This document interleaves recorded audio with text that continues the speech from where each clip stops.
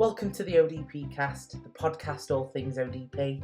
With this podcast, we will attempt to inspire and educate and hopefully get a few laughs along the way. We'll be covering many different topics relating to the profession, such as what's new, some around education, some around research, and many, many more. We'll also be doing some reaction videos to some of the funny videos that we've seen on the internet, so make sure to follow us on YouTube so that you can see what we see. Tune in to get updates, get involved by following us are at ODP Shoe across all major social media platforms, and remember to save this podcast to keep up to date with myself and our many guests as we add a little Yorkshire twang to the fantastic profession that is operating department practice. Welcome to episode 3 of the ODP cast. Today's topic is working abroad as an operating department practitioner. Thankfully, one of the people that has agreed to join us, I wonder who, has actually worked abroad as an ODP. Do I talk about it that much, do I, Chris? How can we allow the rest of the world to see what a useful and viable profession we are? Predominantly outside of the UK, it is an anaesthetic role. My next question for you then is, how did you get into that opportunity in the first place? Did you have to contact a company or someone? For myself, I worked in Australia as it's a similar role, anaesthetic technician to the New Zealand role.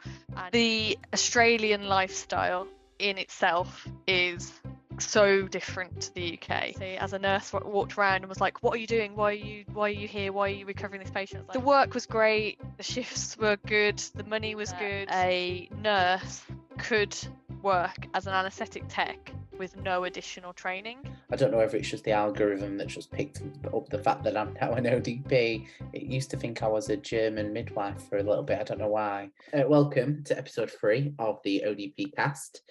Today's topic is working abroad as an operating department practitioner. So what we have some fantastic guests with us today. Yay! So would you like to introduce yourselves? Yeah, hi, my name is Jenny Ward, ODP and lecturer at Sheffield Hallam University. Hello, my name is Jolie and I'm an ODP and a lecturer at Sheffield Hallam University. Thank you both for joining me today for this topic. So what we're going to do really is just sort of explore our own knowledge really and experiences, because thankfully one of the people that has agreed to join us, I wonder who, has actually worked abroad as an ODP. Do I talk about it that much, do I, Chris? All the time. Have you been abroad? So I guess one of the first things that I sort of want to do is as a combination of everyone, where can ODPs work abroad? Maybe I'll start with this because Jenny, you're going to have a lot to talk about, and otherwise I'm going to sit here and listen for a long time. That's fine. So correct. Do you want to ask the question again? No, we'll keep going. Correct me if I'm wrong, but there are many places that you can work as an ODP. The role looks very different depending on where you go. So you have maybe the more popular or more commonly known areas, such as in New Zealand, where we work as anaesthetic technicians. I'm not sure we're there currently, but I think the last time I looked, anaesthetic technicians was the 3rd or 4th most desired job for an international, for the country. So it was on their government website saying that they're most sought after vacancies, or that they're most in demand that needs filled. So in New Zealand, there are parts and aspects of Australia, but I believe not all of Australia. Is that right, Jenny? Yeah, so most states will have some kind of anaesthetic tech they do have anaesthetics techs working in there. Not all states accept British trained ODPs, and some areas are moving away from anaesthetic techs completely, but we can talk about that a bit later. Then you have a significant amount of so you can go to, for example, Dubai, Arab Emirates, Saudi, where I think a large part of the work is you live in a site. It's quite sort of isolated a little bit, but it's quite lucrative. So a lot of people who I have worked with in the past have been there, had a great time, not necessarily spent a lot of time traveling around the area, but been able to go and in a matter of months return home and have a deposit for like a house. So a really good place to go should you be looking for something more lucrative or for financial purposes. There are some avenues open in Canada, but I think again, a bit like Australia, is diminishing a little bit because they seem to be following the American sort of pathways. And then within Europe, it's a little bit hit and miss depending on where you go. So I know the Netherlands dabbled in a little bit of anaesthetic technician and surgical practitioner sort of elements. But again, when we talk on episode 1, where we talk about where can the role go, maybe this is one of the elements that in long term we need to look at, is actually how do we go from this small new profession to, well, we've done it in the UK where it's a legal requirement. I can remember that came in the year I started training, or the year before I started training. And maybe it's something that we can do in terms of our, I guess it's saleability, for lack of a better vocabulary, is how can we allow the rest of the world to see what a useful and viable profession we are. At the end of the day, operating department practitioners do improve productivity, efficiency, safety. So it's one of the things that I do think you're right could potentially start happening. But I think once we've got enough momentum from this side, then taking that on and challenging those areas to push for those skills that we've got. I think we're still in that process where we're still sort of branching out and pushing into the other areas within our own trusts. So soon that will be the avenue that we'll probably take in the future. So there's a couple of roles that you sort of discussed there. So what does that look like then? Like, does it differ from the roles that we do know about, like the roles that we've got at the moment? So the obvious one is obviously the anaesthetic technician one in New Zealand, is that in that we obviously in the UK we traditionally partake in all three areas of perioperative care, so anaesthetics, surgery and recovery. Whereas in New Zealand you would only undertake the anaesthetic role. And I believe they do some stuff in terms of respiratory support and the ventilators in relation to critical care, but I'm not 100% on the specifics of that. Very much a similar role in the like Saudi Arabia, Emirates, those sort of areas. Obviously UK and Ireland mimics a very similar role in terms of the practicalities of day-to-day working. The most common that I get, certainly from students, is how can I go to America? What can I do to go to America? And everybody asks that, and without being a bit of a negative Nelly, the answer is currently not much. It has been done and can be done, but it's usually with a significant amount of other training. And actually, what in a roundabout way, if your end goal is to go to America, then maybe this profession is not the right profession to be in for that purposes, because most people have to do either further training in terms of anesthesia associates, or even to the point of doing like a postgrad nursing qualification. So yeah, I don't know if Jenny's got anything to add on that part. I suspect quite a bit more. No, I mean, predominantly from my experience, the ODP role outside of the UK, except for the areas that Joe's mentioned, like sort of the Middle Eastern areas and some of the countries that and places in Europe as well. You'll get some where they work on the surgery and the recovery areas. Predominantly outside of the UK is an anaesthetic role, and you are supporting the anaesthetist. There is a few areas, again, like Joe was discussing, where you can branch out external to that, like in critical care and respiratory teams, but they are very few and far between, and actually you don't necessarily get those jobs come through as that initial sort of, like if you're in the UK looking for jobs abroad, that might necessarily be the place that you'll be able to find jobs in. However, once you're there, you might be able to then progress into others. For myself, I worked in Australia as it's a similar role, anaesthetic technician to the New Zealand role, and you are purely an anaesthetic practitioner. You're working in the anaesthetic environment. You don't do scrub or PACU in those roles. So what did that look like then for you then when you were out there? What was your day to day? How did it differ from life in the UK?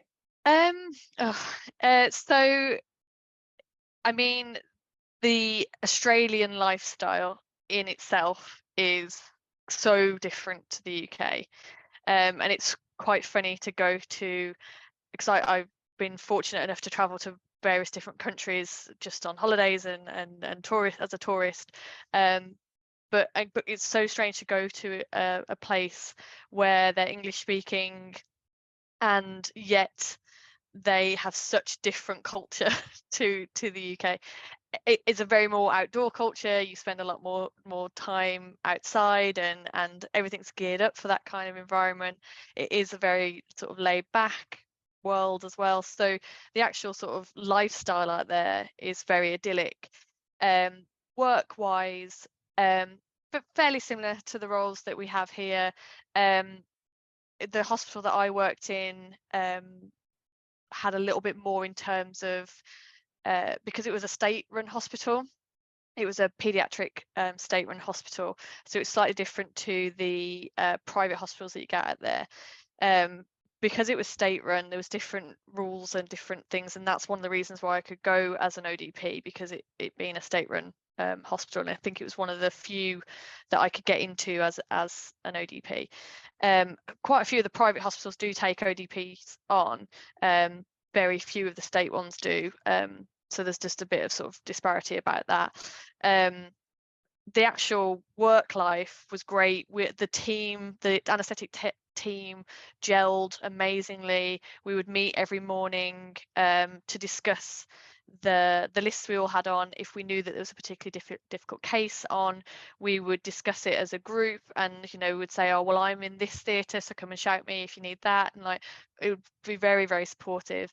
There was quite a significant us-them divide in terms of anaesthetic surgery and recovery, and I think that's where I kind of struggled a little bit, because of my role at the time.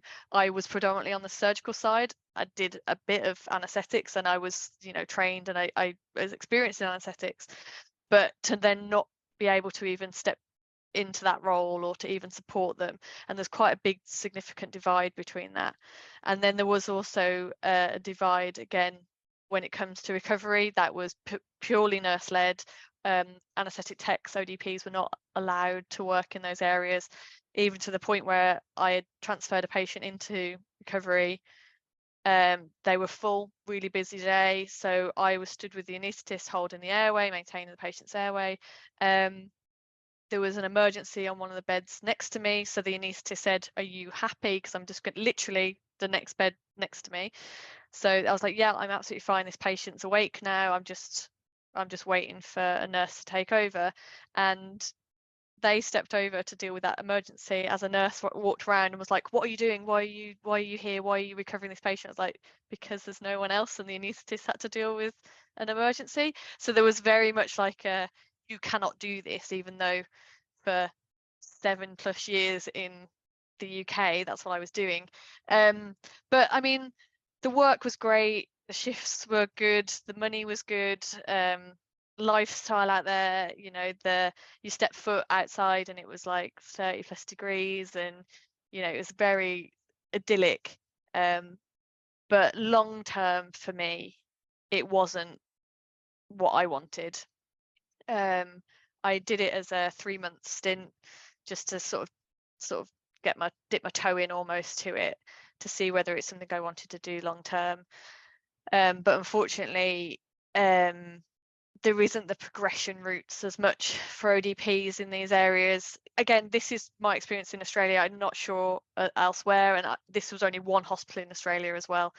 But unless you wanted to go down the management route, there wasn't really advancing practice, there wasn't really education led things. It was very nurse heavy or area, and then we were just sort of tacked on almost to the end of it. So for anaesthetic technicians then that they do have out there, are they like, and it's fine if you don't know the answer, are they like sort of more trained in-house then? And no, so it is a university, but it's actually, they do anaesthetic and paramedic science. It's Right, I almost like see. the same. Okay. So they're taught in like an acute care Yeah. situation. So it is a college and a university ran course. It's similar to our DipHE rather Yeah. than our degree. And then but on the flip side of that, which I found really strange, is that a nurse could work as an anaesthetic tech with no additional training. Okay. So they could get a job as an anaesthetic tech and step foot into theatres and just have the same training, like as in introduction training to that trust. I say trust, hospital, it's not the same as in the UK. In that hospital compared to the same as a new starter would, and expected to work in an anaesthetic room the same as an anaesthetic tech without any additional training, which I found very, very strange, because obviously, like Joe was saying, there's restrictions now in the UK of who can work in those areas and stuff, and what kind of training is required to be able to work there. So my next question for you then is, how did you get into that opportunity in the first place? Did you have to like contact a company or someone, or anything you're happy to share for people that might be listening that might be interested? I was extremely fortunate that I had met a person that I worked with at the hospital I was working with at the time, who had gone over. She was a photographer. She was a clinical photographer, and she went over to work as a clinical photographer in that hospital as like a fixed term contract. And I managed to get, I was talking to her about it, and I said how much I'd love it. So she gave me the contact details of the person that she arranged it with, and they then managed to find me the contact details for the people. So I was very fortunate is that I had a contact to approach. So it found it a little bit easier, and I had a goal that I wanted to like what hospital I wanted to work at. I wanted to work at a particular hospital in Australia, so I knew kind of where I was going.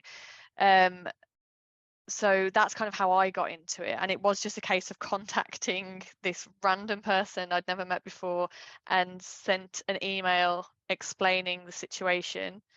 At first it was thought of as like a work experience, like unpaid situation, and they said, weirdly, they were like, no, I'm sorry, we can't do an unpaid situation, we can't do a work experience within our trust like that.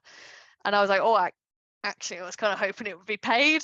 And it just so happens the way that it works in Australia, you guys are going to cringe at this, long-term service in Australia, if you've been working in their sort of healthcare system, their state-run hospital for a certain period of time, they get given 3 months to take off. You get full pay, you just have it off. Do what you want with it. It's up to you, kind of thing. You can choose whether to take it or not. I say it's not full pay, sorry, it's half pay. You only get half pay. But yeah, you still get something, and you have it off. So I spoke to this person. It just so happened that one of their long-term service members of staff was going on this 3 months break, and they were having to get a secondment in place. So long story short, I ended up having this 3 month secondment with them, I had to fund it all myself. Flights were funded myself. I'll talk about visas in a minute, because no doubt you're going to ask me about that, but I'll talk about visas in a minute. So it all got sort of arranged through that. There are different ways around approaching other places. So you can always just find a contact, find a hospital, find a contact within the hospital, reach out to them, hope that you're going to get that experience. There are companies that will set this kind of introduction up for you. There are working abroad companies that you get links with, and there's relocation ones as well. So the only problem with those kind of companies is that it has to be that definitive, I am going to go to Australia, live and work there. Or go to wherever you're planning to go, because there is that sort of expectation that they're relocating you in this area, you're going to go and work abroad. So if you want to do it on a temporary or just to dip your toe in kind of thing, similar to what I did, then it's better to try and reach out and sort of organize it yourself or through contacts. You got to remember as well, a lot of our medics and stuff go abroad all the time, so you could speak to anaesthetist surgeons who have connections in different hospitals around the world. Just so happens again, when I got back from Australia, one of the anaesthetic registrars I was working with in Australia, I didn't realise at the time, had got a locum position at the hospital I was working in the UK. So when I got back, he was there. So I bumped into him again. I was like, oh my god. So yeah, that was interesting. So that's it. So use the connections you've got in theatres as well. Use the surgeon, speak to the anaesthetist, find out where they go and that kind of stuff. I think sometimes there's a lot of stuff that you'll find like on social media as well. Like I've seen quite a few. I don't know if it's just the algorithm that's just picked up the fact that I'm now an ODP. It used to think I was a German midwife for a little bit. I don't know why, but it just give me loads of like advertisements for this. I must have been talking about it a lot. But yeah, and they'll be companies that you can be set up through. So you did mention visa. I did obviously. Just before you jump into visa, there's anaesthetic technician is on the immediate skill shortage list of New Zealand, just for those parties who are interested. Yeah. So from what I've heard about working in New Zealand, it is very nice. It's a lot more similar to the UK, and it has sort of more advancements and stuff. They aren't, like Joe was saying, they aren't restricting anaesthetic techs like Australia is. So it's definitely a place to look at. Yeah, sounds like a nice place to go. So in relation to them visas, then, for your experience with Australia, what advice would you give? So again, for Australia, one thing I regret about the whole situation, and I don't regret much about doing it, I loved every minute of it, and it really sort of cemented what I wanted from my career. But one thing I regret is that because you have to apply for a working holiday visa to get into Australia, to work in Australia. They are quite expensive anyway, and they last for 12 months. And if you don't use that full 12 months, you can't then apply for another one. So to apply for a second year working holiday visa, you have to evidence things that you've done within Australia to get that second year. So it's kind of like almost like a one-time deal kind of situation. You use it once and then that's kind of it. And because I only was there, so in total in Australia, I was there for just over 3.5 months. And then I spent some time traveling to get home again. But what I regret is not pushing for that potentially to be a little bit longer. It just happened to be the situation that I was in, but it meant that those 3.5 months, that was it. Then I could go back later in that year if I wanted to, but once that year was over, that was it. The other thing in terms of the visa, because of the type of work we do, we have to have a full extensive physical to be able to go and work there. There are only certain places in the UK that you can get these physicals completed by, and they are all private hospitals and private trusts. So my visa cost about £230 for my visa, and for my physical cost me £410 to go and have a full physical, blood work, urine sample, chest x-ray. I had to have a lot done because I was going to work in healthcare. So it's quite significantly more extensive than the medical you have to go through just to go and work in a bar or a restaurant in Australia.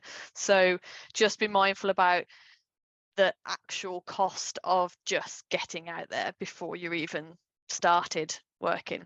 And even though I said that the salary is better in terms of you do get paid more, the cost of living is more. So a lot of people think that you're going to go out to Australia and New Zealand because you earn so much more, but actually just to live out there costs the same. So in terms of actual salary, it's quite equal. I came back with a little bit of savings, but that was because of where I was living.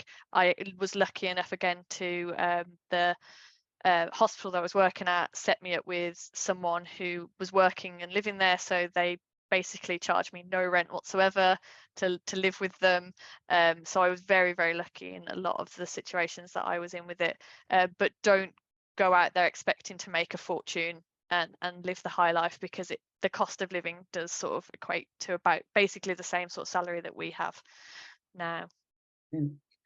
Thank you. Okay.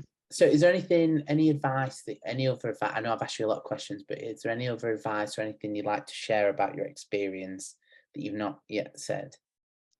All I would say is if you get the opportunity to do it, because it gave me such a massive insight into my practice as an ODP, practice on an international scale, healthcare on an international scale. There was things that I took there that they'd never thought of and not considered, and they started to look at in terms of things that I learned. There was things that they did there that I brought back to the UK, and we implemented into our trust in Birmingham. So there was lots of sort of amazing points to it, and I've made friends now in Australia, so if I wanted to go back and visit, which I do desperately, then I've got friends and stuff all over the world now, which is amazing. Brilliant. Yeah. So my last question is sort of like aimed at both of you anyway. Mm-hmm. So I know one of the things that we talked about is that working abroad as an ODP isn't something that's quite as open as potentially other professions effectively. And I know that what we are right now is just a group of academics that can speculate. But what do you think would help in the future of this profession to get us out there? Do you think that because obviously the main thing, the reason why I'm asking this question is, like, for instance, the profession across the board now in a lot of universities now at degree level. Do you think that potentially in years to come may make a difference? Joe, if you go. It's very well I've spoken a lot. We're just, as I say, we're just a group of professionals speculating. And I was muted. Yeah, I mean, I guess the different places of the world need different things. I think if ever, it's going to be a significant amount of time for breaking down walls for America. And as you know, as we may or may not know, that American healthcare looks significantly different to what it does in the UK. Maybe having it as a degree, maybe if we're getting all the things right in the UK in terms of training and meeting the 4 pillars of practice and showing that we are not just practitioners that just like to sit in our little confines of theatres. I think one of the things that inevitably is going to have to happen is somebody is going to have to just be cheeky enough to say, hi, I'm this person and I can do this, and hope that they are lucky enough to speak to the right person who is equally as receptive as what the first individual is proactive. Yeah, I guess like we've referred to already, we are in our infancy in this country, so perhaps to have a very well, we have got an established portfolio, but to have an even more established portfolio in terms of expanding the roles, maybe that makes the role abroad more sellable, more desirable to those employers. But at the moment, I guess those areas will be of the mindset of, well, we have nurses that cover this job. Yeah. And at the end of the day, I suppose there's always going to be nurses from across the world that are going to want to go and work in Australia, in New Zealand, in the Emirates, in Indonesia, you know, everywhere else. So it'll be a very tough battle, but probably worthwhile. I think what, like Joe was saying, what we're doing and how the role is progressing in the UK. I mean, it wasn't that long ago that Scotland didn't have any ODPs, and now there's a ODP school there, and like there's, you know, ODPs are branching out. So, you know, we're already branching out within our own like countries. So where we can go from here is only going to go better, and the louder we start making noise within the UK, the louder people are going to be able to hear the, you know, the expertise we have and the experiences we have and the knowledge bases that we have and the skills we have. So I think that's it. It's just advancing a bit more and having that cheeky, you know what, I'm going to just try and speak to someone and ask someone and reach out, you know, broach the subject. That I wouldn't have gone and worked in Australia if I hadn't sent an email randomly to a bloke and asked him for paid work. That's what I did. Like, you know, I just so it's just having that guts to do it and to broach it and to take that leap of faith that you can make it work. I mean, we have been exceptionally lucky as well that two of our second year ODP students have just done an elective placement in Tanzania, working in a pediatric hospital again in Tanzania, working on the surgery and operating surgical ward and operating theatres, through a volunteer company, and it's the first ODPs that have done that placement in Tanzania. So, you know, now that that's happened, we can broach that company who's arranged it for them again and be like, well, our ODP students were going here, can we go somewhere else? And like, so there's, you know, it just takes those few individuals to start The conversation, you know, those conversations happening and reaching out to certain people to make it work. I think one of the things, I guess, to touch on that is sort of associated with working abroad, but technically is not working abroad, are the things like the military. Yes. And as we may or may not know, the military have ODPs in all streams of the military. The role is heavily based, for the full-time role is heavily based within NHS Trust, but sort of like within departments that are military. I know that you'll have probably come across quite a lot in Birmingham, Jenny, because they've obviously got the Queen Vic. Yeah, Queen Elizabeth. Queen Elizabeth. Queen Vic's an EastEnders. Queen Elizabeth. There's a pub in it, yeah. Yeah. And you know, while you might think, oh, why are you talking about the military? I don't want to be military, I want to be an ODP. But actually, the military is actually responsible for a significant amount of developments within the ODP world, and generally in surgery as well, because obviously they're going to come across a significant amount of injuries, illnesses, you know, trauma for one, in where a lot of things are developed. So you look at you know, just have a look around current practices and rapid infusers. They were all military developed bits of kit, or developed specifically for the military in the first instance. But I bring this up because obviously the military work abroad. And actually, if you are in, I believe it's the army that have the Cyprus base. I think it is, yeah. And I believe they have a field hospital out there. Obviously, the role will look different to your day-to-day role in terms of an NHS or Civvy Street ODP, as they'd call it.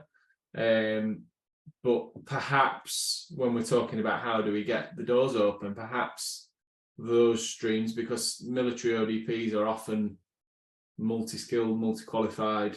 They've got lots of different experience as well. I know of a lot of ODPs on within the NHS circle that were previous army medics, and then maybe did their ODP training through the army or did their ODP training after the army. So maybe it's things like that actually we don't get our foot in the door through it by saying I'm an ODP in the first instance as this expecting that a door's going to open because we're going to assume that people know what we are and what we can do, but maybe having extra layers. So heading abroad for like our students who have volunteered and obviously not in an ODP capacity for sort of everything that they've achieved, but actually they're going to come back really rounded. And maybe that's the key to breaking down the barriers, is to think about, well, actually, what else can we do? How is that transferable? And then once you're in, then it's more of a, well, actually, I am a skilled practitioner. Yeah. And this is what we do, and this is, so yeah, but I think for those listening who are maybe considering the opportunities abroad or the more varied opportunities, something like the military would be of interest. So perfect. Thank you so much, both of you, for sharing your experiences and your knowledge on this topic. I do think that this is probably one of those episodes that will attract the ear of individuals that are thinking about it. So hopefully anybody that is listening has been well informed in relation to ODPs working abroad. ODP reacts. Diddly diddly diddly dee. The main thing for this react is I want you to tell me what's wrong with this video. That's all I'm going to say to you. So welcome to ODP Reacts. Okay. A couple of Instagram reels that we're going to go through, and all I want Joe and Jenny to tell me is what's wrong here. Imagine if we don't notice it. Imagine. Hold on, let me get it loaded up. What's wrong here? Okay. So what's wrong with this image? Check any gloves on. Got a hair down.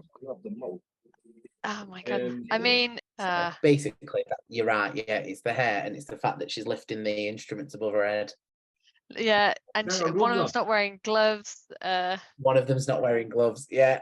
Yeah, it's even little things like there you go, it's playing.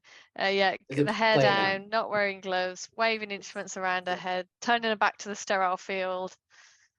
It's even things like the clipboard at the end of the bed and the patient's notes and stuff. Yeah, patient's feet are just exposed and left open. Yeah. Let's get them covered up. That's an area for heat loss. Yeah. Okay, so same again.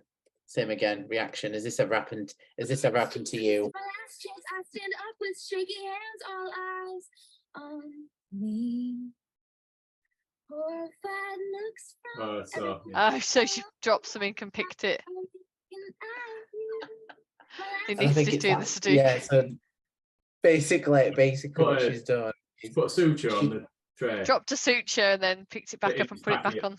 Yeah. And put it back on the tray for them. Yeah. Yeah. Just think, I've never actually had that done, but there was it was very, very close where we nearly did I have had a student, this is when I was working in the practice, and I had a student and I was scrubbed up and I'd spent ages. It was like a really complex case, so they were sort of observing, and I'd spent ages lining up all my kit and had loads of stuff and I had a few different trolleys about, and they came over and they just literally just went, all right, and just like leant, like as if like they were talking to me, but then leant on my surgical field, like on my trolley, and I was like, like, okay, I need to do all that again. And like you want to just freak out and shout and like, but all you had to do was, it's okay, it's fine. Luckily, we've got another tray with this stuff on it, because sometimes we only have one tray. luckily you've got another tray so I can get some more. But just to lean on my, how's Yeah. it going? Like you're sat at a water cooler. Oh yeah. I had one where I asked for some swabs, and the student that wasn't an ODP student, I don't say what type of student, literally grabbed the packet of swabs and went to pass them to me. And I was like, oh no. Luckily they tried to pass them to me, they didn't try and put them on my tray. So it was, Yeah. had they done that, it'd have been very close. So Have it you does had get you sort of, have you had that moment where a medical student starts to faint while you're scrubbed at the table? Have you had that at all? So I've had Yeah. that when you're scrubbed at the table, you're holding onto your trolley and you can see them like doing this, and you just have to Yeah, pull trying your to trolley move out of the way and let them yeah. fall on the floor so that they don't land on your instruments. One, Yeah. because it would hurt them more if they land on your instruments than it will Yes, if they just land on the true. floor. And two, don't de-sterilize me. Please. Please. Thank you so much for listening to us at the ODP cast. We hope that you've enjoyed it, and please remember to save, add it to your library so that you can keep up to date with us. To get involved, follow us at ODP Shoe across all major social media networks. Whether you're listening on your way to work, whether you've got a coffee, or you're just waiting for the patient to be brought down to the anaesthetic room, don't forget to give us a like so that you can see what we're up to next time on the ODP cast.